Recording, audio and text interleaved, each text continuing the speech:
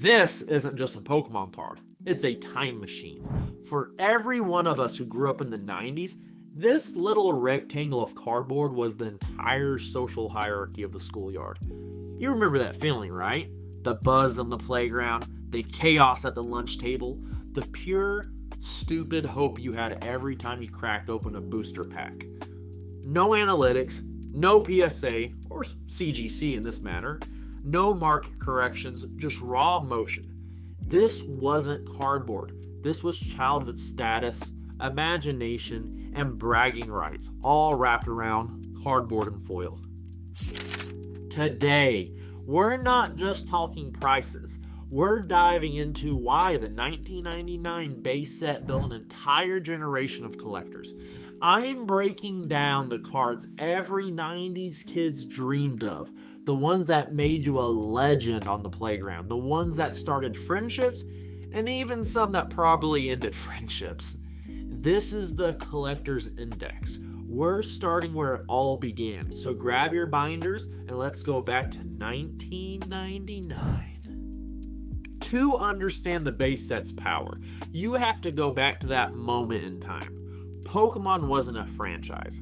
It was a cultural takeover. The anime was on after school, Pokemon Red and Blue were on the Game Boy, and then suddenly, the trading card game showed up. And for $3.29, you weren't just buying a pack.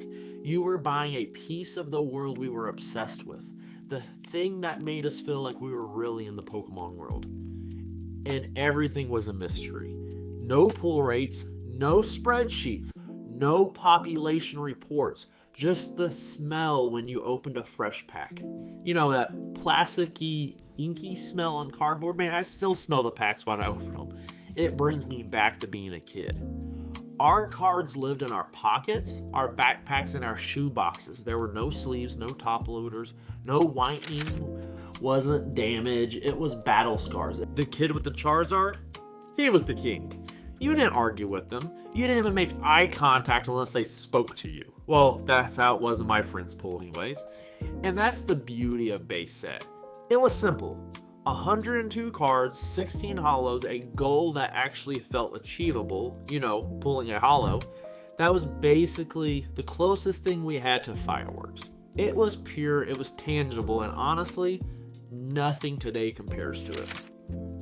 The chase was everything. And it happened a few key ways. First, the iconic booster pack. Wrapped in that foil featuring Charizard, Blastoise, or Venusaur, it was the holy grail of checkout aisles. Seeing a full booster box with 36 of those packs sitting on store counter felt like looking into a treasure chest. But if you actually wanted to play the game, you started with a theme deck. These were pre-built 60-card decks ready for battle, right out of the box. With names like Overgrowth, Zap, and Brushfire, they were our gateway drug into the rules, teaching us how to use energy and evolution and strategy. And then there were the big one, the 2-player starter set. This box was ground zero for countless players. It came with 2 30-card half decks, damage counters, and that all-important rulebook. It was designed to teach you and a friend how to play. And it's the reason we all had that one specific card that we'll get into here in a minute. Now let's talk about the cards. The ones that weren't just popular. Pikachu with the red cheeks. The people's champion. Not rare, not overpowered, but absolutely everywhere.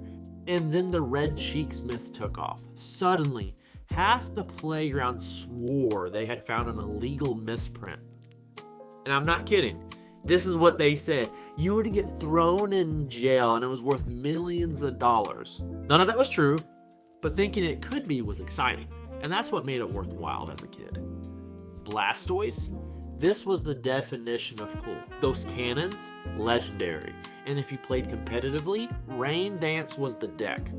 Unlimited water energy attachments, Hydro Pump wiping off the board. Yeah, Blastoise wasn't just shiny, it was dominant.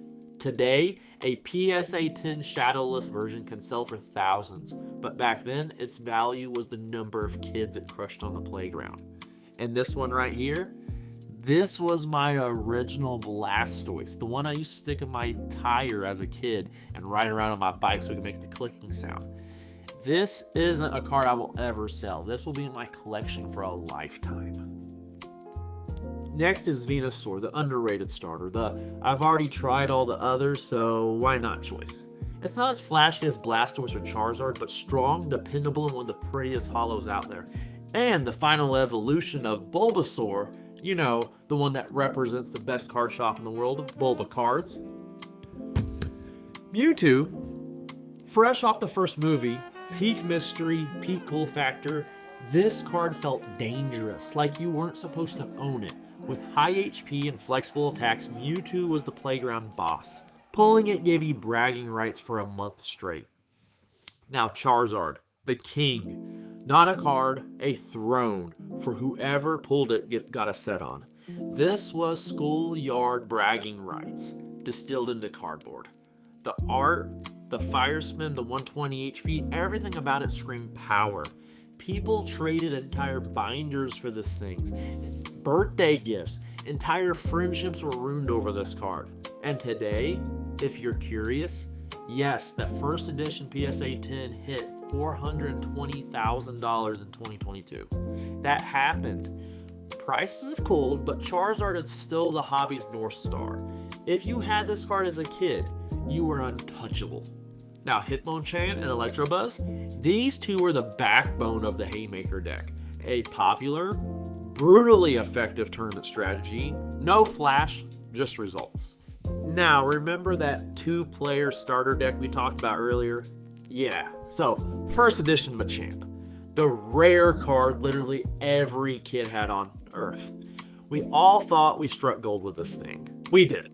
Wizards of the Coast put first edition Machamp in every single starter deck. Still iconic and amazing to still have today. Next, we have the trainer cards. Bill, Professor Oak, Gust of Wind, Energy Removal. These were the engine of every deck. Most of us tossed them aside looking for holos, not knowing these were where the real strategy was happening and what would skyrocket the TCG to be a very competitive card game. Here's the wild thing. Back then, the value of cards wasn't in its condition. It was in the story behind it. A crease meant 100 battles. Whitening meant it lived in your pocket. Ink fade meant it survived the washing machine. Today, we treat cards like museum art pieces. PSA 10s, shadowless distinctions, market charts, sealed booster boxes treated like stocks, and honestly, both eras matter, but a perfect Charizard is a holy grail. A beat-to-hell childhood Charizard is a memory. One is worth money, the other is worth your entire childhood. The best collectors know how to appreciate both, however. The base set wasn't just a collection, it was a childhood. It was the foundation for everything that came after, the bedrock on which the entire Pokemon TCG was built. It taught us about collecting, about trading, and about strategy, and honestly, about hype cycles before we even knew that was a thing. And that brings us to the Bulba Cards Collector Index. For the set that started it all, we're giving the 1999 base set a 7 out of 10. It's not the flashiest or even the best set ever. It's the one set the hobby couldn't live without. It perfectly positioned all future sets for success, making it the most important foundation in TCG history. That kid ripping open packs for the chance of that a holo, they didn't go anywhere. We're just older now and have better storage. But that feeling is still priceless. And this is something we all get to enjoy in the hobby still today. Alright, I want to hear, what is your base set story? What card were you obsessed with the most growing up? What was the craziest trade you ever made? Drop it in the comments below. I read every single one. And if you're into these deep dives into the heart and history and the market of the hobby, subscribe for real collector talk. No hype, no nonsense.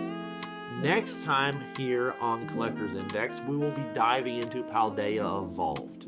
But until then, don't forget to subscribe and we'll see you here next time at Bulba Cards.